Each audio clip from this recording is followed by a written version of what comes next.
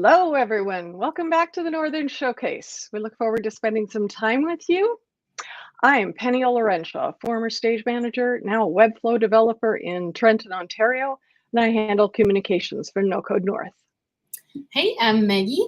I'm a Webflow developer based in Toronto with a background in film and television. In our NoCode North group, I take care of our designs and our gather space. And our friend Jeremy, who's also the third co-founder based in Vancouver, is not able to be here with us today. And he usually does tech, so bear with us while we handle the tech side today. And hopefully there won't be any mishap. Well, our mission at NoCode North is twofold. First, to build a community of Canadian Webflowers and no-code enthusiasts. And second, to showcase Canadian talent to the rest of the world. We meet Fridays at noon Eastern in the Lodge, which is our cool gather space that Maggie created. And once a month, we host the Northern Showcase here on our YouTube channel. And I'm not looking at the comments. Huh. All right, so I'm not seeing anybody commenting from YouTube yet. So if you're on YouTube, shout out, say hi, and otherwise, let's get right to it. Maggie.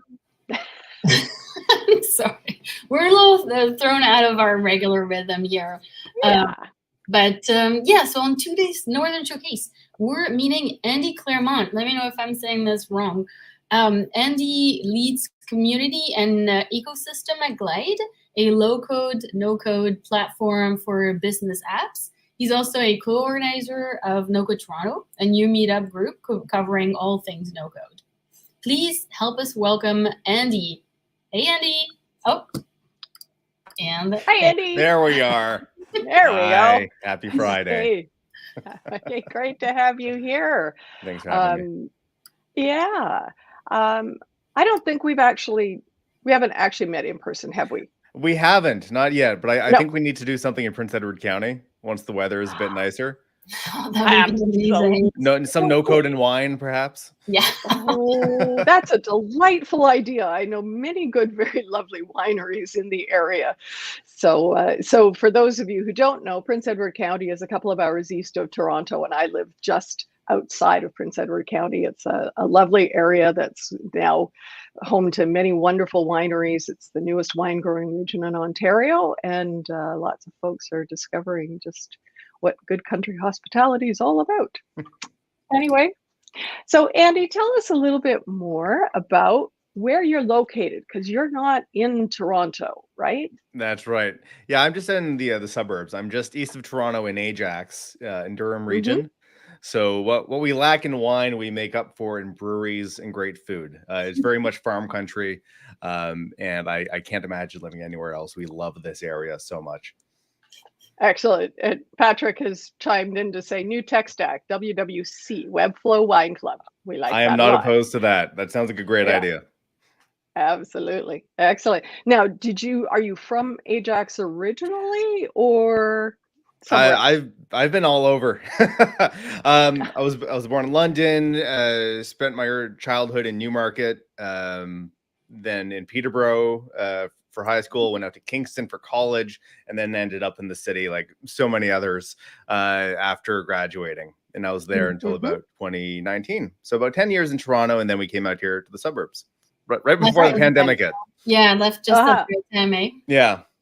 Which means hopefully you got in before the housing boom got really crazy. We were very lucky. Yes, we managed to luck out. Sort of a dream situation. So very, very blessed, and crossing our fingers that just nothing else happens. We're good. No flooding, nothing. If we're okay, we're good. Good, excellent. So now I saw something. I was looking through your LinkedIn, and I think you were theater when you were in high school.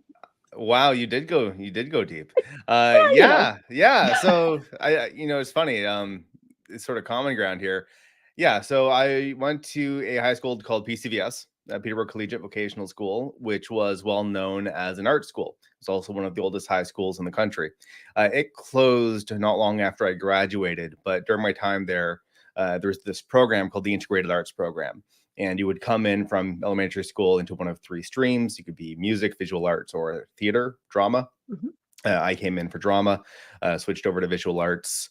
The program still continues to this day. I think it's now headquartered at Thomas A. Stewart Secondary School in Peterborough. Mhm. But yeah, so theater was kind of an early interest of mine when I was a kid. Just didn't end up going down that route. Right. Right. So what drew you to visual arts? My dream job as a kid was to be a cartoonist. Actually Oh. have, and I promise this wasn't a setup, but I am a huge Peanuts fan. Love Schultz. Charles Schultz was someone that I looked up to as a kid, and just this really talented cartoonist.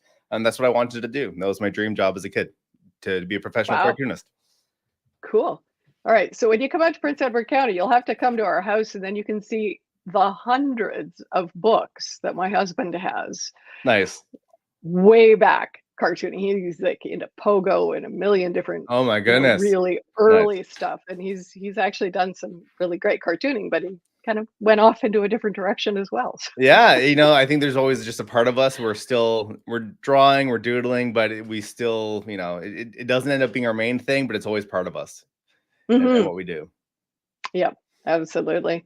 So after high school, did you go right to St. Lawrence College, or was there a wandering in between? There was a very short break. So after graduating from high school, man, my camera is just, it is having fun. Let me see if I can turn off this dynamic zoom here. Okay, let's see if that stays. Yeah, so I tried the Victory Lap thing. You graduate from high school and you take a year to kind of figure things out. I realized very quickly that I did not just want to go into retail. Blue collar family, that was one of the potential paths. Sure. Tried that for half a year and decided, nope, going off to college. And so went into the advertising program at St. Lawrence. And that's how I ended up in Kingston. And why advertising? What was the draw there? Arts. I thought, this is a way to pursue something that's creative and has an arts element, but isn't the starving artist situation that's kind of held over you when you're pursuing the arts. It's like, well, that's great, but what are you actually going to do? Right. And I was interested in tech and all this other stuff as a kid, so advertising seemed like a potential fit. Okay, cool. Now, I know that, is there also a graphic design program? Because I've known people to do that. So there's 2 separate programs there. Yeah, there's a fantastic graphic design program at St. Lawrence as well. We collaborated on certain projects, the 2 programs. I'm still friends with some of the faculty from St. Lawrence who were in the graphic design program. It's a very good program. It's a very good program. If you're from Eastern Ontario or Quebec, you're looking for a school that's pretty close, you're interested in graphic design, St. Lawrence is good. Cool. Excellent. And I just one little small world thing. Jill McCormick, was she in your class? Oh my God. That name, she may have been. That name rings a very strong bell. So yeah, it was, I met her somewhere around that point just as she was graduating. So yeah, nice. she's from here. So where I live. Very cool. Yeah. So then you finished at St. Lawrence, and where did you go from there? What was your first foray into? Well, going to an ad program and then graduating into the recession was not the best. So no one was really hiring in the industry, but I had these self-taught web skills just from being a hobby of like building websites since a young age. And so I fell back on that. I had some connections to local digital agencies in Kingston, and that's how I got started. I just came in as a fresh grad, said, hey, I know how to do stuff on the web. I know how to build websites. I know WordPress, yada, yada. And they said, sure, come in. Started doing SEO stuff in 2009, 2010. And then ended up getting another job offer out of Toronto. And that's what plucked me out of plucked me out of Kingston and brought me into the city. Right. Now, stepping back, you said Mhm. you were in high school or as a teenager, you were really into web stuff. What was what enticed you about it? Uh, we were kind of late to the PC game, our family. We got our first family computer in 97 or 98. Um, Okay. and as soon as we got that, I remember old beige compact Presario from Future Shop. uh, Hopping online and very, very quickly realizing like, oh, I can build web pages that other people can see. And so I was using these, I was just a kid and I was using these services like Max Pages, Easy Pages, AngelFire, GeoCities, all the Mhm. classics, right? Um, Right. just as a way to like put up a web page about some fandom thing that I was interested in, and it snowballed from there. Got into gaming, got into doing gaming fan sites and forums, and yeah, that's where I picked up my skills. Great. Excellent. And they obviously then, came in very handy when you couldn't get a job in what you'd graduated in because Yeah, there was no money in that at all. yeah. It And, turns out that yeah. knowing how to buy or sell radio ads or print broadcast media just wasn't the hottest thing in 2009. Uh, so knowing how to wrangle web code, that Right. was very much in demand at that point. So that's the Yeah. way I went. Yeah. Excellent. So, now you went through a few different jobs before you got to GoDaddy, Yes. right? And so, what was that route to get to GoDaddy, and It why was community at GoDaddy? Yeah. So um, I find that early stage of your career is very much taking opportunities as they come to you, and you're testing things out. You're really not sure how to find your way. And Hmm. so I was bouncing between these roles and finding these different opportunities that were all kind of revolving around WordPress. 'Cause that was like the one CMS that I was really into coming out of college, and it was this through line. So every role that I ended up in, I was using WordPress in some way, and that's ultimately what led me to GoDaddy. So from 2010 to about 2015, I was working with WordPress professionally in some capacity, and then I was also doing meetups and conferences and events around WordPress in the Toronto area. And then GoDaddy put out this job posting for a community manager who knew WordPress, knew web design and development, knew the space, but also knew online community. And reading through that, it was like, oh, this is just a summary of everything I've ever done. And so that's what got me over to GoDaddy. It's like, hey, I'm remote, but I meet all the criteria, and I'm really passionate about all this stuff. So that's what got me in the door there. Right. Cool. Actually, just stepping back for a moment, Patrick has a question here. What was your favorite game fan site that you Oh my built? goodness. Were we talking like Diablo 2 era? I was heavy when I was much younger. Pokemon was a big thing. Ah, And then when I was a teenager, Grand Theft Auto. I'm looking around trying to see if I have any Grand Theft Auto swag left, but I did a lot of stuff with the Grand Theft Auto series for a long time, working yeah, on fan sites and forums. Yeah, cool. it, well, yeah. Yeah, It was a big Patrick thing. It was used a to big be thing for me. watching that. Yeah. Cool. All right. Okay, so back to GoDaddy. Yeah. What was it about working in community that drew you, that was interesting to you You at that know, point? community. So going, kind of sticking with the Grand Theft Auto thing. Oh, sure. Yeah, That absolutely. was the gaming fan sites and the forums. Those were my introductions to online community, and it's interesting because there's a whole segment of us in the community management professional space where gaming is in our background somewhere, because Hmm. the gaming communities online were so vibrant and thriving so early. And so Right. that's where I learned a lot of my web skills as well. It's like, here's a forum software that's written in PHP. You're working with PHP, MySQL, JavaScript, HTML, CSS, all that fun stuff. So as you're figuring out the platforms, you're actually kind of reverse engineering it, figuring out how it works. That's how you're learning code. Even if you don't particularly love working with the code, you start to understand it because you're working with it all the time. Right. So that was my entry point, was working on these forums. And then when I graduated from college, it was kind of like this transition period of I'm working on these fan sites and forums as a hobby for gaming to I'm now doing all this stuff around WordPress. It's the same technology stack carrying over to a different use case. Now I'm going from building fan sites to building business websites. Right. So it's this transferable skill set. And now the communities that I'm spending time with are these online WordPress communities, but more so is the in-person meetup groups and events and conferences.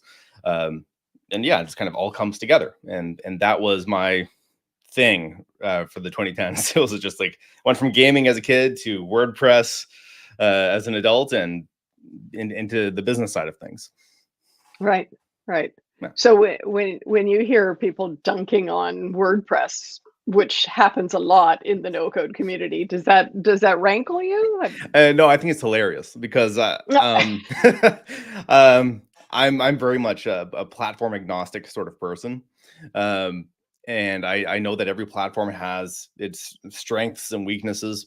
I think WordPress is one of the strongest low code and arguably today one of the strongest no code platforms out there. But it has a very different approach from Webflow or Framer or any of these other platforms, because it is this slippery slope of you're coming in, you don't have to touch any code, get a website up and running, but then you can start peeling back the layers and suddenly you're looking at SQL queries in PHP. So there's more to it. So when people complain about WordPress, totally fine. I get it. I stepped away from WordPress for a number of years because I was getting kind of tired of it. But yeah, I don't take it personally. I understand. Right. Yeah. Right. I mean, I sometimes think when I think about the two of them, WordPress is about what you publish online, whereas especially in the Webflow developer community, it's more about building the site, right? I mean, if you're in the Webflow development community, it is about building sites, but I think it's from in both cases, there's a different perception when you're on the outside looking in. Because I know for the WordPress side, within those spaces of WordPress developers talking to each other, it's 100% about how are we building, what tools are we using, what frameworks. And as I started to learn more about the Webflow community, I realized, we're talking about the same, we're facing the same challenges and trying to solve the same problems, but the technology we're working with is different. But we're still, whether it be doing things in Webflow with your components, or you're doing things with blocks and WordPress, whatever it is, the semantics are different, but you're still talking about how do we build these things for our clients. And that's where there's a lot of overlap in Webflow and WordPress, is how are we managing these projects? How are we managing our clients? That sort of thing. Right. So now you were at GoDaddy and you went through several different roles at GoDaddy, right? You actually went into marketing. You finally got that marketing job. It was a team shakeup. We got the GoDaddy community up and running. And then the opportunity came up to work on the GoDaddy blog, which was a big WordPress instance. And then we were growing that out to be multilingual. So we had a whole bunch of different regional versions. And I had that WordPress background. I loved working on websites. So I kind of became the in-house WordPress pro for the GoDaddy blog. And I did that through pretty much my entire time at GoDaddy, was being there, looking after the platform, but also helping and guiding the tech-focused content for web designers and developers. Right. So then what got you interested in sort of moving out of GoDaddy and towards no-code tools? How did that come about?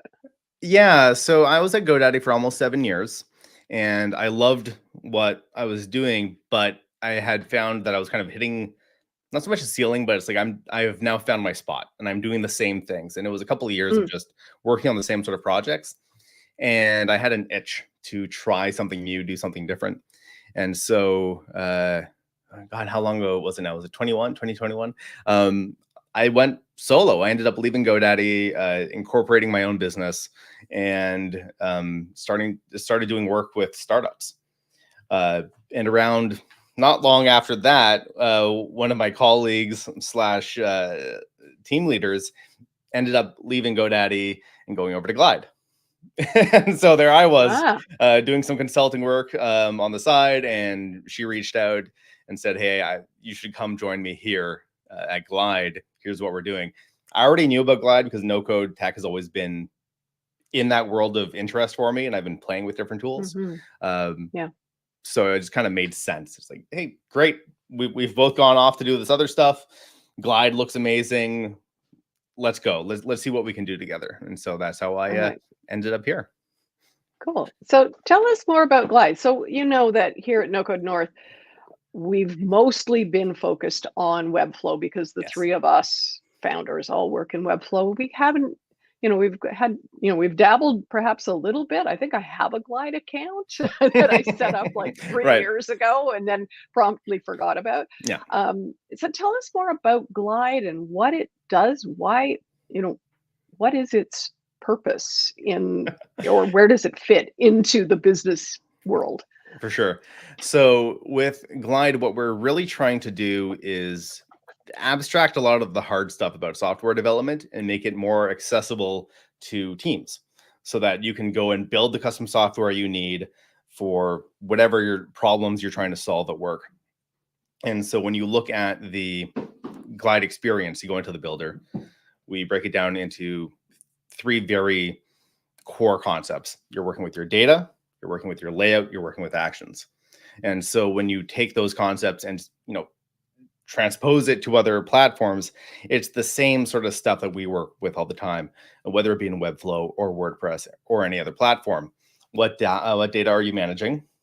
How are you Hmm. presenting that data within your your user experience or your user interface? And then what's the functionality that you're adding? In our case with Glide, it's actions, but whatever custom functionality, plugins, hooks, and actions in WordPress, it's the same concepts. And then you have your Right. permissions and settings and everything else.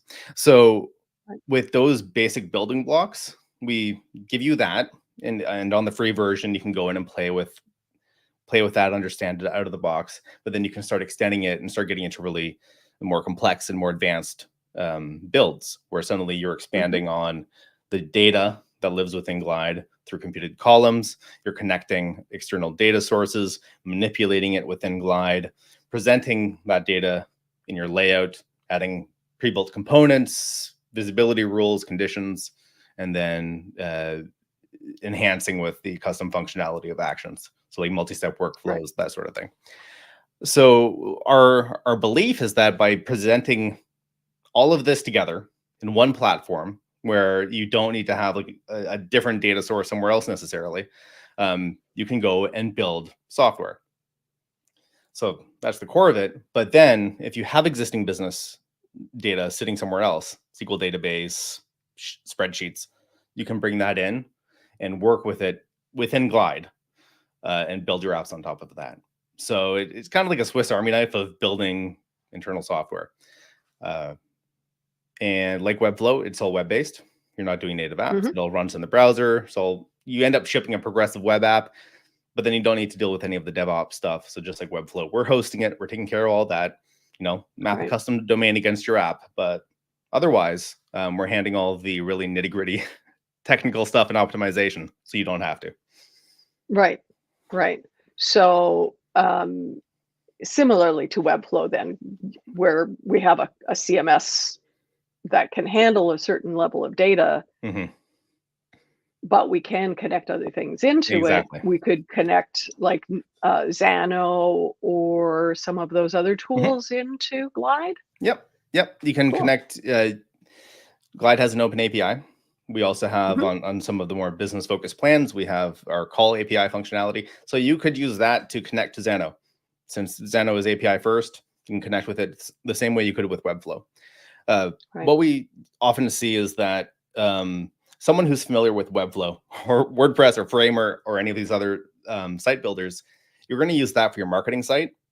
And that's what your customers are going to see. But then when it comes to the You need like a native app experience, Mhm. but native app development is not in your wheelhouse, but you want to be able to offer those capabilities. Glide pairs really nicely with that, because suddenly it's like your site.com sits on Webflow, and then it's app.yoursite.com sits on Glide. And so that's Yeah. kind of the pairing that we're starting to see.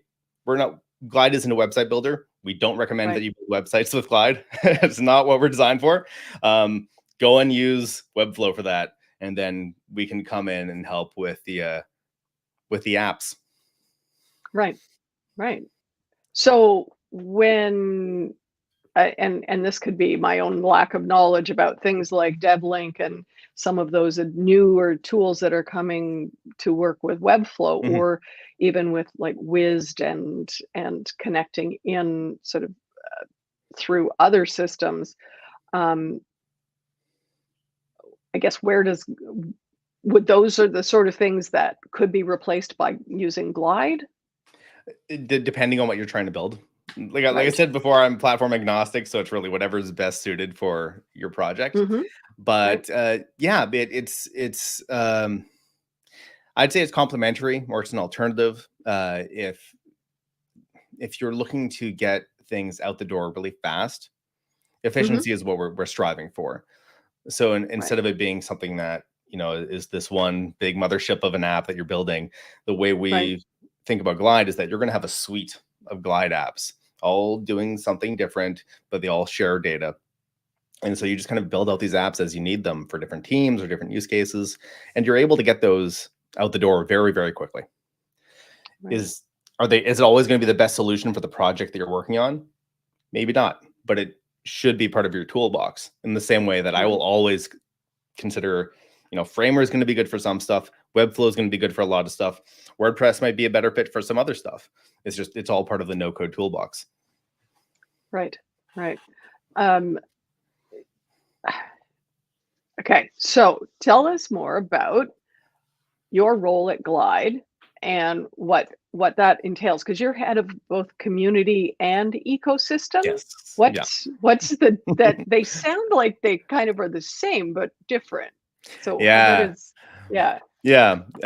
The ecosystem in particular is an interesting one, because when I came into this role, it was more about ecosystem advocacy. So how do we raise Okay. awareness of Glide within the different ecosystems that Glide kind of inhabits? So one Okay. being the no code space, other ones being more business focused. So the way I think about it is, we have our community. So the Glide community, folks who build with Glide. I look after our customer forums. I represent Glide when we do sponsorships and events. The stuff that we're doing at NoCode Toronto is in part tied to my role as a community manager at Glide, Mm-hmm. um, and the ecosystem advocacy side. We're bringing Glide to a new audience, introducing Glide to more people, in part through meetups like that, in part through things like NoCode North. Um, but then it's starting to also include uh, the tech partnership side. So last year we introduced our new integration framework. So Mm-hmm. we built a bunch of native integrations for Glide, but then we also connect to Zapier and we connect to Make, and we're looking at other automation connections as well. So now there's this whole world of different tools and systems that you can connect Glide to. Right. And so I'm coming into that with the community mindset of, how can we help these other communities do things with our capabilities, and then vice versa. If there's another Right. platform out there that does stuff that's really cool that could help Glide users, let's collaborate on something. So Right. yeah, that's how I'm thinking about it right now. Right. And so then where do you see the difference between community and ecosystem? Is community essentially the users specifically? Community is the people. It is a bit of a reference, but community is like Soylent Green. It's made of people. Uh, So when I think about community, I just think very broadly of, if you are using Glide, if you're a Glide customer, free user, whatever the case may be, if you're building with Glide, you are part of the Glide community. And then Right. ecosystem is like, what are all the other communities that we're connected to, through, Got it. whether it be through integrations or people are using both tools, like who else are we connected with, and how can we collaborate with them? And Right. that to me is the big holistic view of community and ecosystem. Right. Now, how big is the Glide team? Again, I don't really know much at all about Glide as a company. No worries. We've grown quite a bit over the last couple years. I think we're in the 50s now, I think. Oh, okay. I don't have the exact number, but Right. I feel like we're around there, like 53, 55, something like that. Okay. And mostly remote? Yeah. Yeah. We have some population clusters, and there are more Canadians joining the team, which I'm always excited about. Right. But our founders are based in the Bay Area, and everyone else distributed around North America. We got folks in Europe and the UK. We're kind of all over the place. Right. Yeah. Cool. So, what this was something that I saw you'd posted about on LinkedIn just a day or two ago. Um, what about uh, the drawbacks of Slack as a community platform? And Yeah. I'm wondering what do you use for community interaction for Glide? We also use Slack. That's the thing. We also use Slack. We're also on a free tier of Slack, and that was one of the reasons I was like, you know what, Slack isn't really designed for this. Yeah. It works in a pinch, but you're missing out on a lot of stuff. And I'm not a huge fan of the constant reminder that you're on a free plan, stuff's going away, you're losing this Yeah. history. Anyway, so we use Slack for our Glide experts. So like our designers, freelancers, agencies that we're partnered with. We have a private Hmm. Slack community for them. That Right. is very active and very nice. Platform frustrations aside. And then we use Discourse for our community forum. And that's where a lot of the action happens. So if you ever search for anything about Glide, you're having a question, challenge, something, there's a good chance that it's already been addressed in the forum. And we have Good. and we have a great group of Glide experts who are very active in their answering questions. And if they can't figure something out, they'll ping me and I'll escalate it, and we'll get things solved within the team. Right. Right. So just say a little bit more about all those problems with Slack. Why Slack's not a great platform for. Yeah. for So, teams. I can't remember who said it in the comments of my post, but someone flagged that Slack doesn't mention community anywhere on their site. Yeah.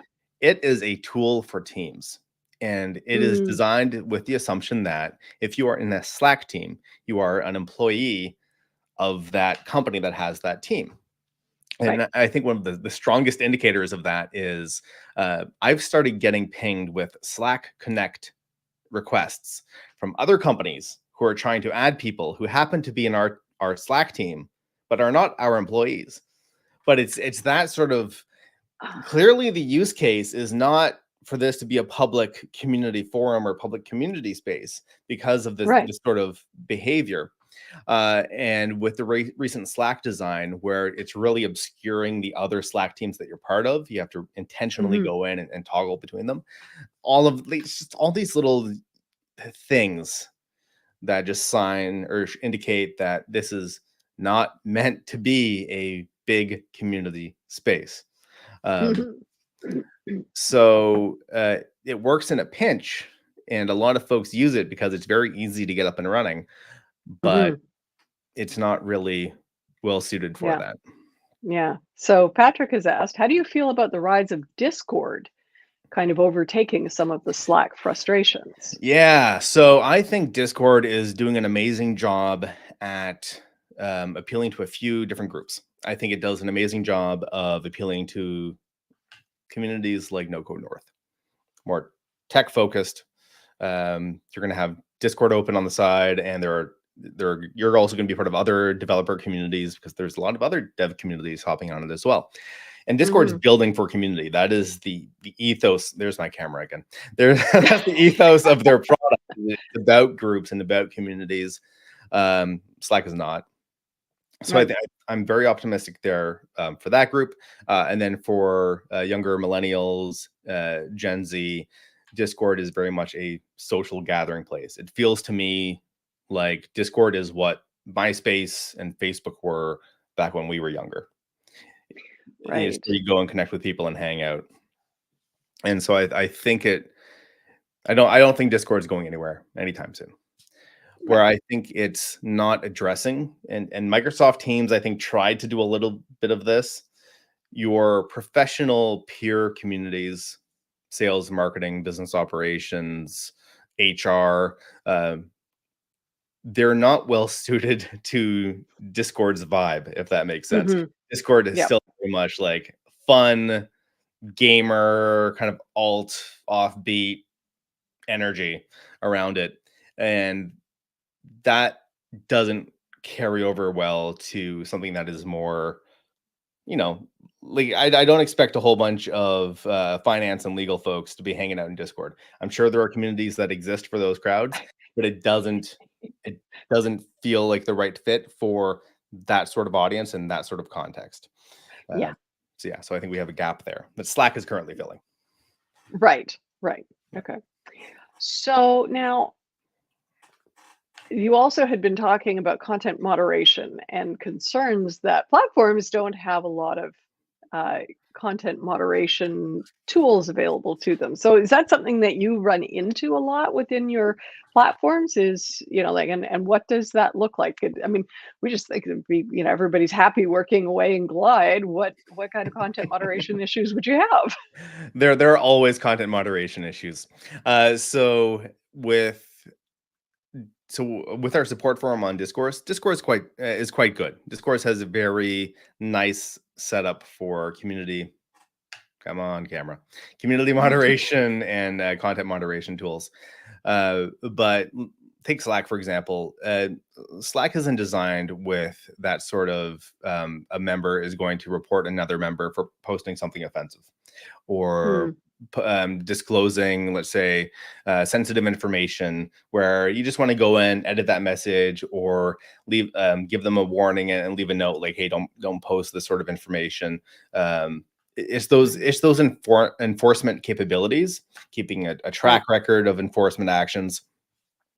Um, Even big community platforms that I've worked with uh, have kind of dropped the ball on that that side of community management. They'll focus a lot on design, customization, integrations, business impact reporting, that sort of thing.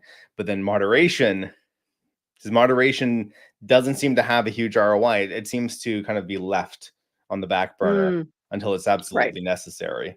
And by then it's kind of too late. And when we've seen the same thing with social platforms overall, where moderation is kind of this thing that we don't like talking about it, Hmm. but it's critical for creating that safe environment. Really, Right. yeah, Right. Yeah. Yeah. It's essential for, having a sense of community that, yeah, that people exactly, can, feel comfortable being in a space without worrying that, they're going to be yeah, attacked or exactly, and something. Yeah. even something as benign as like, so let's say that using Webflow as an example, someone's frustrated with something in Webflow. They're frustrated with something about billing or pricing, as an example. Hmm. They Right. end up hitting the Webflow community or every Webflow community that they can find just to complain and spam and vent because they feel offended by it. The moderation tooling is there to keep that under control. Because Hmm. that while that person's situation is not great and it needs to be addressed in some way, doing that in a public forum is not the right venue for it. And them going and Right. doing that is negatively impacting other people in the community. So as community Right. managers, we want to make sure that everybody's having a good time. So stuff like that, we need to route it to the right space. Right. Right. So, uh, right. So let's talk about No Code Toronto, since that's the new thing. And I Yeah. think both Maggie and I were not able to come to the initial event that happened back in January. We were really, sad about that. That it just did not work out. Mine was a weather related issue, so I can Yeah. never count on anything in the winter time. Especially the last But 48 hours, tell you that much. Yeah. Oh my goodness. Yesterday morning I woke up and it was bright blue sky and the grass was bare and Hmm. now I've got snow all over the place. Yep. So, Yep. It's yeah, unpredictable. Um, it certainly is. but we wanted to start So, at the beginning of the year, just to have that mhm, mark. If you're nearby and you can get through the weather and you can and show up, we're gonna start in January, but we'll definitely be doing more right, abroad later.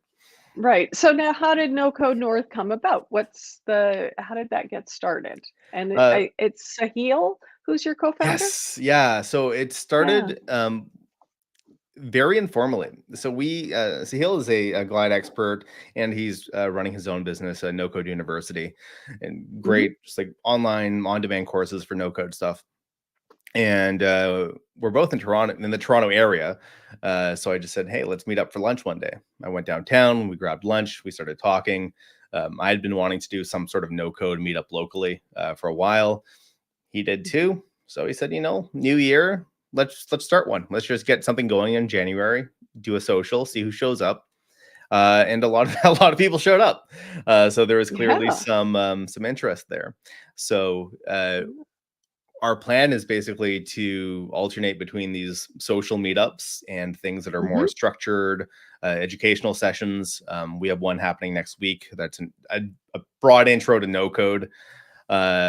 And then, we'll want to get deeper into different tech stacks. So we'll do stuff on Webflow. We'll Mhm. do stuff on Bubble. We'll do stuff on Make. We're going to kind of cover the breadth of no code tools, and Great. bring all of these different communities together within that no code ecosystem. Uh, Right. and yeah, just have a good time doing it. That's another big reason for it, is like, let's get a bunch of folks together who like the same stuff and have a good time. Yeah. There truly is nothing that compares. I mean, as wonderful and thank heavens for all of the technology that we had during the pandemic that basically allowed us to, stay connected or find new families. I think, Hmm. a lot of us connected, because of the pandemic, because I think somebody started something and we Yeah. discovered it and it just grew from there. But there's still nothing quite like actually meeting somebody Yeah. in person and having that conversation. So tell me a little bit more about what that first event was like.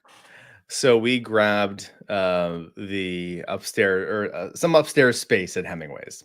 And Mhm. Hemingway's is, for folks who are familiar with Toronto, familiar with kind of community groups and meetups in Toronto, Hemingway's is very group friendly. We were actually Ah, there with okay. another group, completely unrelated. I think they were into skiing or something. But you got a lot of meetup name tags floating around. Uh, so so what we did is we just said, let's get the space. Glide Right. paid for refreshments and appetizers and stuff. Did some giveaways just to get everyone into a space to introduce ourselves and get some conversations and introductions going, so people can meet other people, and we can get a sense of who's in this community. What are they Mm, interested in learning about? What things can we do to serve them? Uh, right. so yeah, it was like an icebreaker. Right. And so what did you discover? What did people really want to know more about? What do they want no code TO to become? There was a lot of interest in just learning more. Okay. So there was like a contingent of Webflow folks who, when they thought about no code, it was like, oh, no code is Webflow. And then there was the Bubble crowd, and they were like, oh, no code Mhm. is Bubble. And then there was like the Zapier workflow automation folks who are like, oh, no code is this. And so we have all of these groups that exist already, these existing Mhm. communities. When they think about no code, they're just thinking about it within the tool that they're using. Right. And but they have an appetite to learn more about what else is out there. What things can I add to my arsenal? There's a lot of freelancers, consultants, folks coming out of school who really like the space. They Mhm. want to learn more. And then we had professionals who showed up as well, who are doing completely different things. There was one woman I spoke to who her career is in retail merchandising, but she's Okay. using no code. If I remember it correctly, she's using no code tech to help her with her operations. It's just as a way to make her work easier. And so Right. to me, it's like that is a whole massive audience of people that can benefit from this technology that aren't aware of it yet. So Right. how can we also reach them? So yeah, a big mix. Cool. Yeah. Now, how do you see no code as an industry evolving over the next few years, and what role do you think Glide's going to play in that evolution? So I think the industry, and it's not just me. You look at the Forrester reports coming out about low code as a general category. It's got nowhere to go but up. You look at some of Hmm. the. I look at something like ServiceNow as a reference point. ServiceNow is kind of this all-encompassing enterprise workflow automation solutions platform. You peel back a lot of that, it is a no-code / low-code platform. Right. That entire category, that world of how do we bring no code and low code to business is going to be massive. Where I see Right. Glide within that world is as an entry point for folks who are just starting to wrap their heads around the category, and for Hmm. folks who need to get to results very, very quickly. Because a lot of Right. the business focused tools that are out there are either not powerful enough because they're just Mm. so focused on the simplicity, Right. or it's too much, like the ServiceNows and some other ones. Right. It's more than what a business is going to be able to easily get into. To Right. me, Glide is like Right. it's in that complementary sweet spot of like starts off really easy, but then gets super powerful as you scale up. Um, Right. and it's your starting point. It's your starting Right. point getting into no code and low code for work. So Right. yeah. So, what advice would you give somebody who's just starting to explore the world of no code and wants to become more involved in a community, since Oh, community is what we're talking join groups like NoCode North. Talk to other about? people who are already in it. Uh, Uh-huh. Seriously though, find a tool that you want to get started with. If you're really interested in automation and starting to plug different things together, Make is really good for that. And Zapier.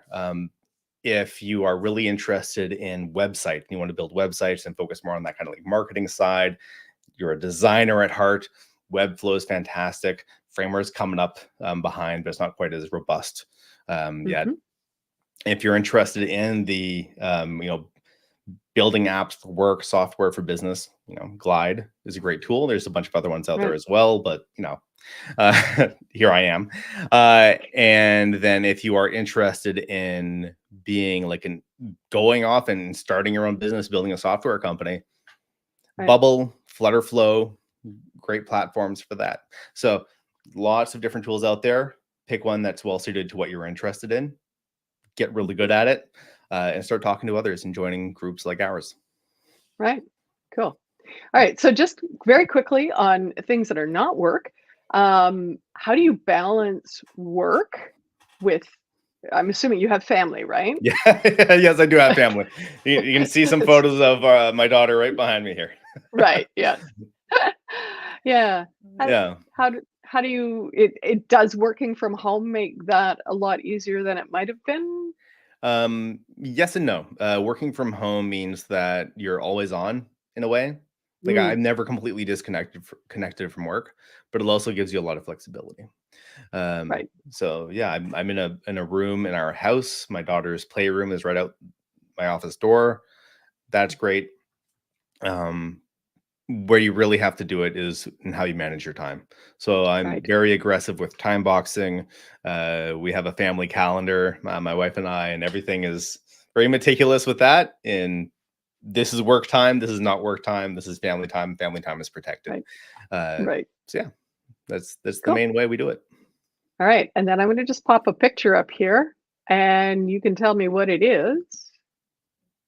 Forget the name of the mountain, but that is in Newfoundland. I think that's the Hmm. highest peak, Grossmorn, a national park. Yep. I think it's Grossmorn Mountain, um, or not. I can't remember. I think Grossmorn was another one, and that's anyway. um, so we were in Newfoundland last summer, to visit my sister, and we did a road trip from St. John's all the way out to Stephenville, and basically went coast to coast, Right. and ended with the Gros Morne National Park, which is amazing, just absolutely beautiful. When you're up there, you could spend a whole week. If you love hiking, you love the outdoors, and it's like nothing else in the country. Highly recommended. Yeah. Yeah, I've heard wonderful things, and you see ads from time to time from the Newfoundland tourism department. You just go, "Oh my, that just looks like what an amazing way to just decompress and leave all that It other stuff really is. behind." Eh? There's another park that I highly recommend. Blow Me Down National Oh, Park. okay. It was our highlight. It was a sleeper hit. We didn't know what to expect, as there's a campground. It's kind of tucked away near Corner Brook, but it was so serene, and Mm, it was the highlight of our entire trip. So highly recommended for anyone going out to Newfoundland. excellent. Excellent. Cool. All right. So, Patrick, Sorry, I popped that one. We're in that's Q&A okay. now, and yeah, Patrick has a question for you. So yeah, Patrick had two questions. Yeah. So, not sure if this would be worth it because they have their own platforms, but is there any plans for integrating Salesforce? Would have been It's a so cool to create a custom dashboard with integrated data. It's something that we've been talking about for quite a while. Salesforce is a beast. Hmm, I did a lot of work with Salesforce during my GoDaddy time, including working with their platform, the Lightning Experience Designer for no code development. right. Um, we want to. We want to. No timelines, no nothing yet, but it is definitely on our radar and something that we're talking about. Cool. Excellent. And then one final question from Patrick. When is the Glide Gaming Discord Oh, I coming love online? this. I love this. We actually had our first team like gaming event internally a couple of weeks ago, and it was a hit. So, keep your eyes open. We may spin something up. We got a lot of gamers on the Glide team. So, yeah, we may have something going later When this you year. play, Patrick's been playing. Oh, I forget what it is. Put it in the chat there. What are you playing? Our game day was it was fun. We were playing a version of Quake 3 Arena that runs in your browser, which is quite cool. Pal World. Oh, I see, Patrick. Riding the Pal World trend, are we? I'm unashamedly a big Blizzard fan, so I Overwatch, Warcraft, Diablo, pretty much anything within the realm of BattleNet. I'm on there along with some of my colleagues. Excellent. Excellent. Cool. So Maggie, do you have any questions for Andy? No, sorry, I wasn't super prepped for this one, but also you just you covered so much that I feel like my knowledge there of what you do at Glide is much better. So yeah, thank you so much. And Thank you for having me. I mean, it would be interesting to talk about, like, we're doing community, but in a much more, we discover as we go kind of way. And so it's interesting to talk to someone who's been doing community professionally. Yeah. Well, I'll tell you what, I love what you guys are doing with the StreamYard setup, and with this live streaming to YouTube. I don't see a lot of it from communities, and I think it's a great way of doing events. So you guys are killing it. You're doing great. Yeah, we've been kind of exploring different formats, which is fun. We have a big one that's on the workshops this year on Gather. I mean, really fun. And I've attracted, like, we've got a lot of people usually come into the workshops, and they're just very relaxed. And Patrick has started a NoCode club, and that one's going really well too. So yeah, lots of new formats this year.